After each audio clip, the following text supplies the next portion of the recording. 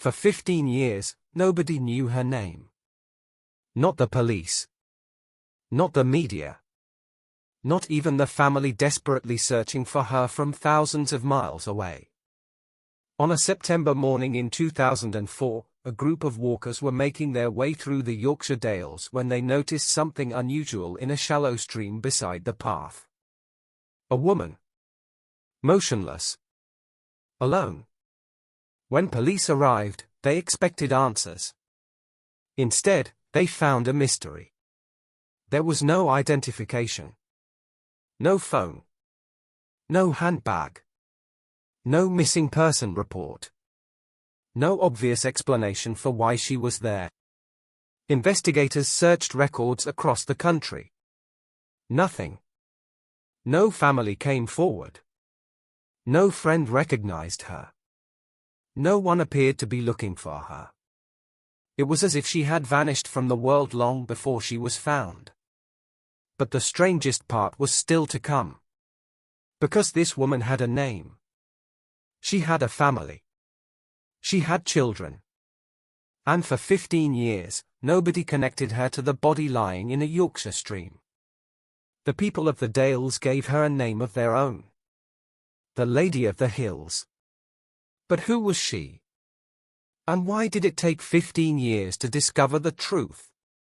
The date was Monday, the 20th of September, 2004. The time, around 11:30 in the morning. The location was one of the most beautiful stretches of countryside in all of Britain. Pen-y-Ghent is one of the famous Yorkshire Three Peaks, a great whale-backed mountain that rises above the village of Horton in Ribblesdale. Threading across its lower slopes runs the Pennine Way, the oldest long-distance footpath in the country, walked every year by thousands of people. This was not a hidden or forgotten place. It was a well-trodden path, in plain sight.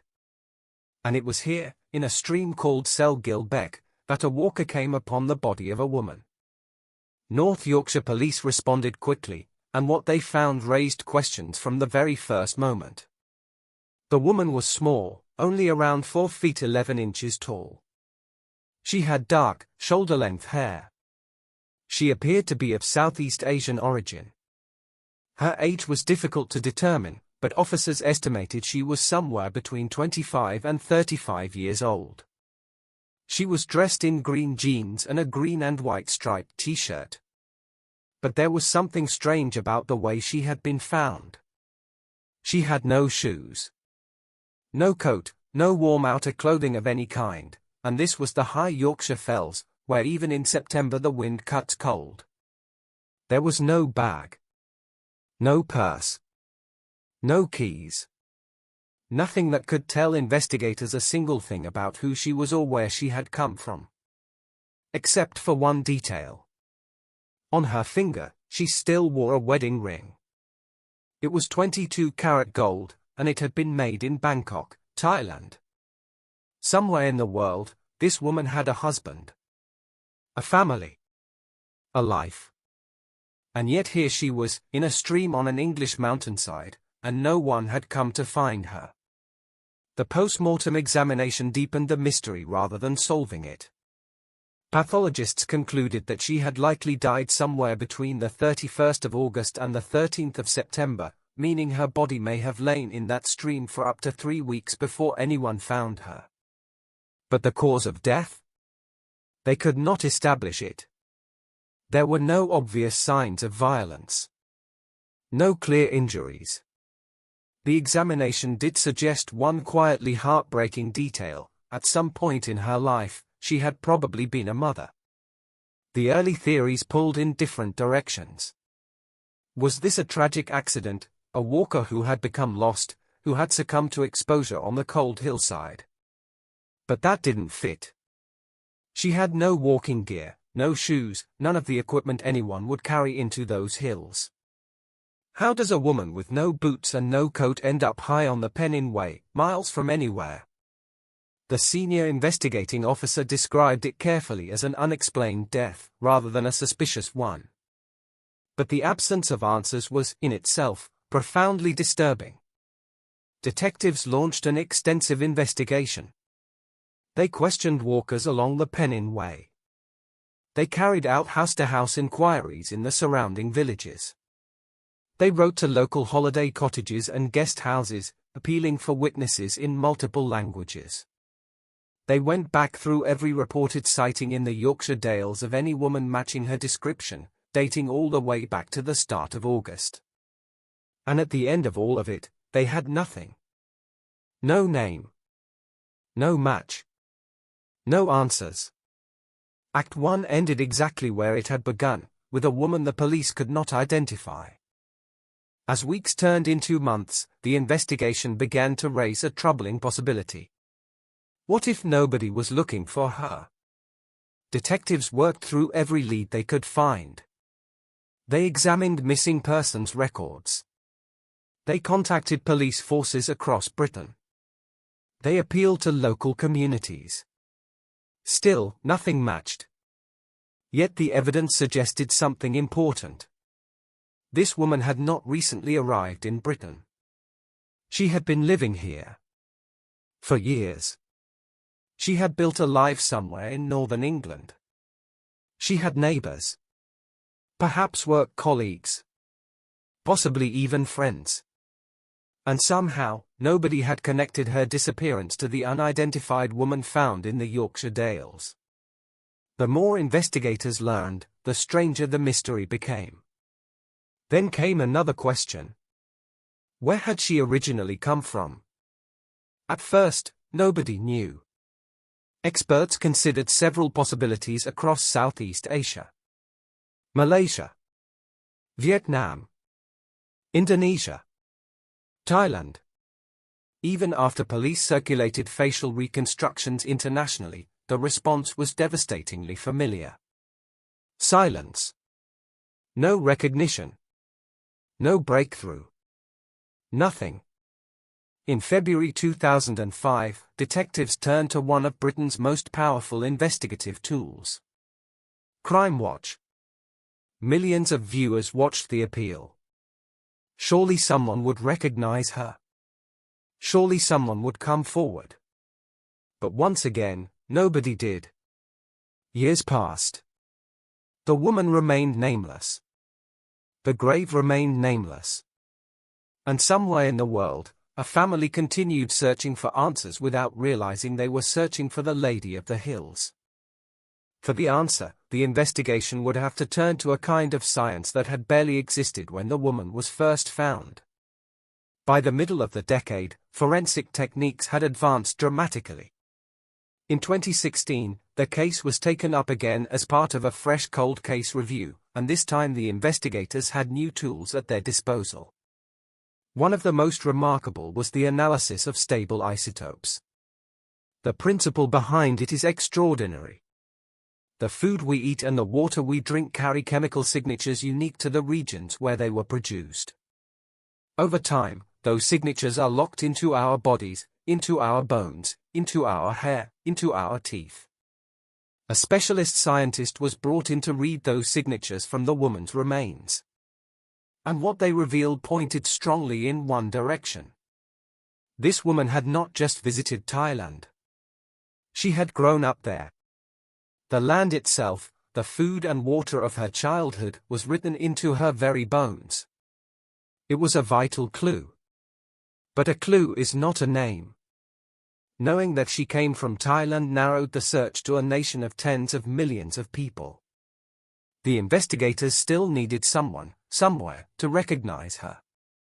So in 2018, North Yorkshire Police tried something they could never have done back in 2004.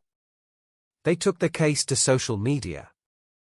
They issued a fresh public appeal, and they did it not only in English, but in Thai and in Filipino, so that the message could be shared across the world, carried from phone to phone, from country to country, far beyond the reach of any newspaper or television program. The appeal traveled. It crossed oceans. It found its way, eventually, to a province in the northeast of Thailand called Udon Thani. And there, in January 2019, a family read about the case of an unidentified woman found in the hills of northern England, a small woman, of Southeast Asian origin, who had vanished around 2004. and their hearts must have stopped. Because they had a daughter. A daughter who had married a British man, who had moved to England, and who, sometime around 2004, had simply stopped calling. The contact had ceased. The phone calls home had ended. And in all the years since, her mother had never stopped wondering where her child had gone. On the 22nd of January, 2019, the family came forward.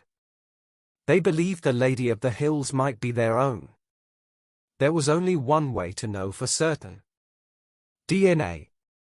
Samples were taken and compared, the genetic threads of a family matched against the remains of the woman who had lain in a Yorkshire churchyard, unnamed, for over a decade. On the 19th of March, 2019, 15 years after a group of walkers stopped beside a stream, North Yorkshire police were finally able to do what had seemed impossible for so long. They could give the Lady of the Hills her name back. At last, after 15 years, the mystery had a name. Lamduan. For more than a decade, investigators had searched for an identity. Now, they could finally begin searching for a life.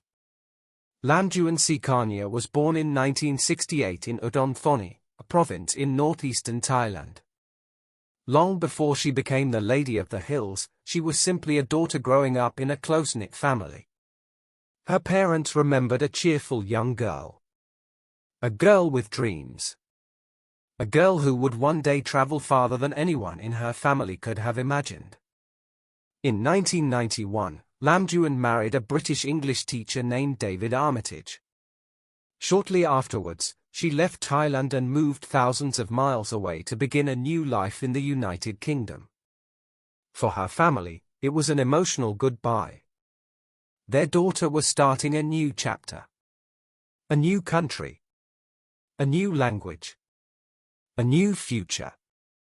Over the years, that future appeared to take shape. Lamduan became a mother. Then a mother again. And again. She raised 3 children. Friends and former colleagues would later describe her as kind, hardworking, and deeply devoted to her family. One woman who knew her remembered how often Lamduan spoke about her children. Others recalled someone who rarely put herself first. A woman who worked hard and cared deeply for the people around her. For many years, life appeared normal. The family traveled between Britain and Thailand. Photographs were taken. Memories were made. And for her parents in Udon Thani, those visits became precious reminders that although their daughter lived on the other side of the world, she was still part of their lives. But beneath the surface, something was changing. Years later, friends would remember periods when Lamduan seemed troubled. Sometimes worried. Sometimes upset. Sometimes arriving at work looking emotionally exhausted. Yet she rarely spoke openly about what was bothering her. Then came a phone call that her family would never forget. Speaking to her mother in Thailand, Lamduan admitted she was struggling financially. According to relatives, she said she did not even have a penny to spend. For her family, thousands of miles away, there was little they could do except listen. And hope things would improve. Then, without warning, the call stopped. Days passed. Then weeks. Then months. At first, her family tried not to panic. People get busy. Lives become complicated. Phone numbers change. But as the silence stretched on, concern slowly became fear. Birthdays came and went. Family celebrations passed. Years disappeared. Still no phone call. Still no letter. Still no sign of Lamduan. Her mother continued searching for answers. She contacted authorities. She made inquiries. She never stopped hoping that one day her daughter would call home again. What she could never have imagined was that the daughter she was searching for had already been buried beneath a gravestone in Yorkshire. A gravestone that carried no name. While a mother in Thailand waited for answers, her daughter rested in an English churchyard known only as the Lady of the Hills. But even that breakthrough failed to answer the question at the heart of the case. Because identifying Lamduan solved only one mystery. Another remained. How did she end up alone in a Yorkshire stream? Who saw her during her final days? And what happened between the last phone call to her family and the moment a walker discovered her body in the hills? More than 20 years later, those questions still refuse to go away. Lamduan Armitage finally had her name. But naming her did not answer the deepest question of all. How did she die? When detectives revisited the evidence with the benefit of modern forensic science, they reached a conclusion that the original investigation had never been able to reach. They came to believe that Lamduan had not died by accident or by exposure. They concluded that she had been killed. But conclusions are not the same as proof, and a name is not the same as justice. The cause of her death has, to this day, never been formally established. There were no clear signs of violence. Hypothermia had been ruled out. The how of her death remains, in the strictest sense, unknown, even as the investigation treats it as murder. Naturally, attention turned to the people closest to her in her final years. In 2019, after the identification, police located her husband, David Armitage, and found that he had been living and working in Thailand, as a teacher, in Kanchanaburi province. He had never reported his wife missing. When the press tracked him down, he denied any involvement whatsoever in her death. The investigation pressed on. In February 2023, British detectives travelled all the way to Thailand to advance their inquiries. They had hoped to interview David Armitage. He declined to speak with them. Then, in early 2025, the case reached a dramatic new stage. In late January, David Armitage was detained by Thai authorities at his home in Kanchanaburi, initially in connection with his visa status, and held in Bangkok. The action followed a formal international request from the United Kingdom. On the 1st of February 2025, he returned to Britain, and as he arrived at Heathrow Airport, he was arrested by North Yorkshire Police on suspicion of the murder of Lamduan Armitage. He was later released on conditional bail while inquiries continued. It is essential to be clear and fair about what this means. An arrest is not a conviction. Being questioned by police is not a finding of guilt. At the time these facts were last confirmed, no one had been charged with, or convicted of, any offence in connection with Lamduan's death. The investigation remained open. The questions remained unanswered. And the police still need help. Even now, detectives have appealed to the public, asking anyone who knew Lamduan or her family during their time in northern England, in places like Sprotborough near Doncaster, and Preston in Lancashire, to come forward. No detail, they say, is too small. Somewhere out there, someone may hold the single piece of information that finally explains how a devoted mother of three came to die, alone and unidentified, in a cold Yorkshire stream. For 15 years, she was known only as the Lady of the Hills. A woman without a name. A mystery without an answer. Today, we know who she was. Lamduan Armitage. A daughter. A mother. A woman whose family never stopped searching. But one question still remains. Not who she was. We finally know that. The question is what happened to her. And until that question is answered, the story of the Lady of the Hills remains unfinished.